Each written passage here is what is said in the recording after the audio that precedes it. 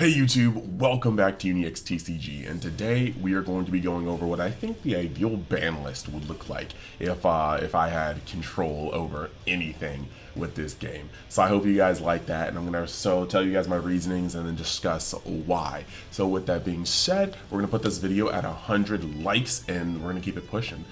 In other areas of Universe X, I am doing a lot of Dragon Ball related videos over on UniXDB, so if you like to go over to that in the description, maybe watch some of the Sparking trailer breakdowns or things like that. That's the next channel I'm trying to build up so I can be in full throttle once I move, which will be in the next month and a half, and start going full time on the content creation. So any support is support. That being said, let us hop into the video. Alright, so first let's actually talk about the erratas that I have going on. Now these two, of course, some people are gonna, looking at this list, some people are gonna be wondering why I have what I have here. And honestly, it's because it's not just about hurting the top deck, it's about trying to curve the format as a whole. And because once you get rid of the top deck, you're going to be wondering, okay, well, what do I do with these next things? What do I do going forward? And where it comes to peel-off, right? I think, honestly, peel-off should not be able to grab peel-off. That's just something from the beginning of the game. And I know right now, it's like, okay, like, is peel-off grabbing peel-off going to be the worst thing that happens? No. It's actually something that the game kind of strives on, but it also is not necessarily a balanced mechanic.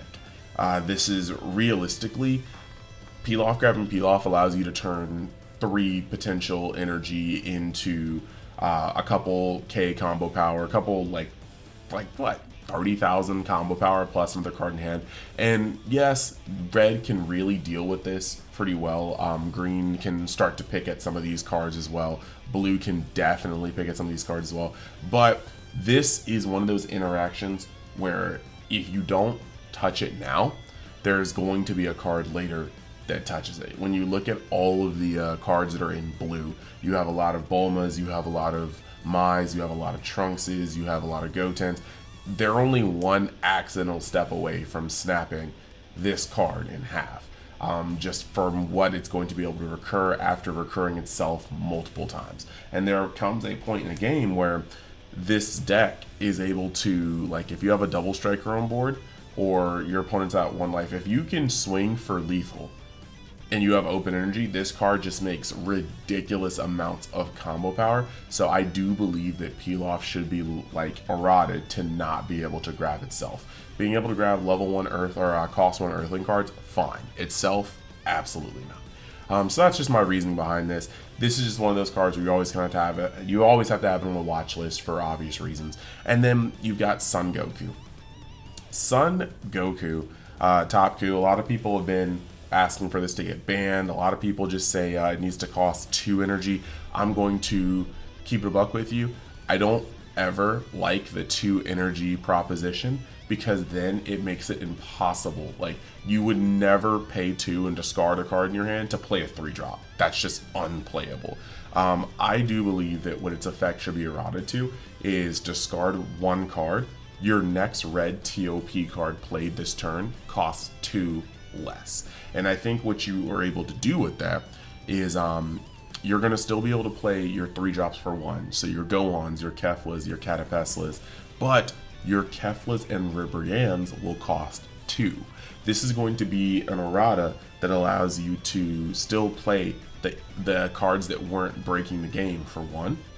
But it's going to have to give you the desired effect that you guys wanted. If you guys wanted this effect to cost 2, making it reduce TOP by 2 will give you the desired effect. That's going to allow you to play Keflas and Ribriannes for 2.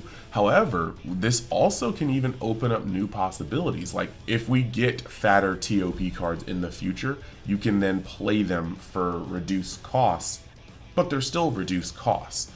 So I definitely feel like that could change the deck a little bit, move it out of being a hyper aggressive deck to closer to a mid-range deck with some of the other changes on this list hint, hint, wink, wink, nudge, nudge. So yeah, I definitely think that that's definitely a more balance. So just to recap, we've got Pilaf being eroded to not be able to pick himself as a card, so that he's always able to pick something else, and that'll make him balance. You'll be running things like Trunks to bounce him back to your hand, like Trunks Leader, or you'll have to run Final Hope Slash, as we did in set 1, to recycle him. Then you've got Son Goku reducing a TOP card by 2 by discarding 1 card, allowing him to stay functionally the same with the 1 cost or the 3 costs, but be able to play out things like Kefla and Ribrianne for 2. This also opens up a little niche in the future for future TOP cards, but it also allows you to discard a card to maybe play a Basil, I know you really want to, for free if you have already used up your energy. So I think it really does change the leader, but slows him down to a degree. Next, we are actually going to touch upon the semi-limits, and there is only 1 card here. I do believe Broly BR should be a semi-limit, and I know a lot of people are going to be like, hey yo, what the crap, but hold your horses. The main thing here is that Broly is one of those cards where it's not the first one that normally kills you.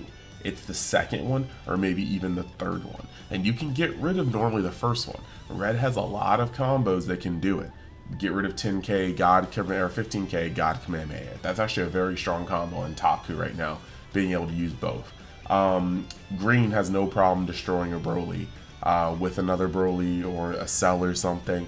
And then you also have things like yellow. Once this thing turns sideways, you'll generally leave up the first attack, meaning it's not going to do the damage that it normally does against other decks, but then you'll be able to tap it down with One Draw Frieza, hit it with Awakening to Blue, and get that off the field. And then you also have Blue is able to use Absolute Lightning or a Zeno to bottom deck it. Either way, there's lots of different ways to get this card away from the field, but it's the fact that it comes down again the next turn, swings twice after blowing up and drawing up a card. This card is dangerous when it is seen in multiples, and that is why I think it should be semi-limited to essentially be seen maybe once or twice a game, maybe with some gaps in between, enough time for somebody to deal with it, replenish their hand, and then wait.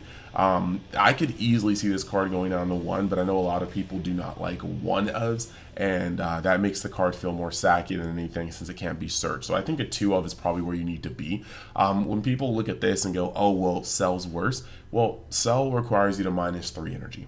And the hardest part about this card is that you can drop it sequential turns after turn after turn. And I just think that that's the most dangerous part of this card. It's a very, very strong card, and nobody has any problems with that, but it definitely needs to be trimmed. Yeah, I think at 2, when you look at cards like Cell, you shouldn't be able to drop an 8-drop after an 8-drop after an 8-drop, which we're going to now touch on in the next section. But first, got a word from our sponsors.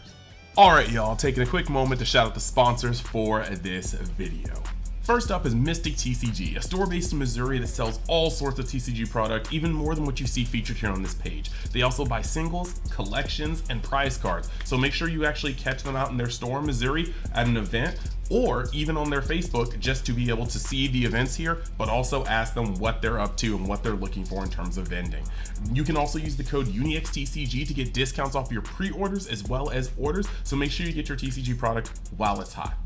Then you have Eclipse Cards and Hobby based out of Texas, and if that sounds familiar, they did sponsor me with a box of Fusion World Set 1. But as you can see on this page, there is a plethora of TCG products that they are actually having for sale at their establishment. You can also even buy things that aren't just TCG products. As you can see on the screen right here, they hold their own locals, they hold their own events, and they are going out to more and more events. You can actually check their Facebook to see their schedule, as well as call and ask about their vending list. And at the checkout for their website, you can use the code UNI10X to actually get percentages off your pre-orders or your orders. So go check it out as well. And we're always up to all sorts of things in Universe X, so you can go down the description and check the link tree to find out about my other channels, my Twitch, or any other avenues that I'm creating content on. But if you want to go the extra mile, you can always go down to any description on any video and find my Amazon affiliate links. These products here will differ from video to video to cater to the audience in question, but it's just very easy to see something that you may like or be interested in, open it up and choose the style and or color that'll work for you.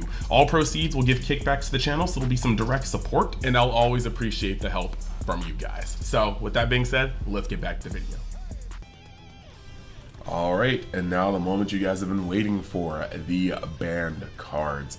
So you guys see here I have 3, and I'm gonna have to explain this because a lot of people may not agree, but I got Master Roshi, Ribrianne, and Cell Games Arena.